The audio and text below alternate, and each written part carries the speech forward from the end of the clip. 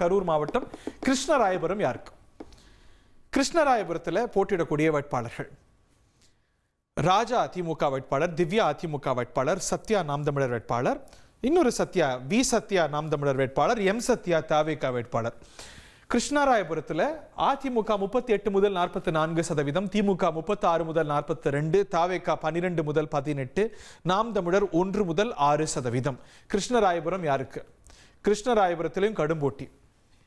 அதிமுக ட்ரெடிஷ்னலாக ஓட்டு இருக்கிற தொகுதி. அவங்க போன முறை தோக்குறாங்க. இந்த முறை மீட்டெடுக்க எல்லா முயற்சிகளும் இருக்குது. கட்சியில் இன்னுமே கூட பல பகுதிகளில், கிராமப்புற பகுதிகளில் ரெட்டலைக்கான ஓட்டை கொண்டு வரதுக்கான முயற்சிகள் இருந்தால் கண்டிப்பாக வருது.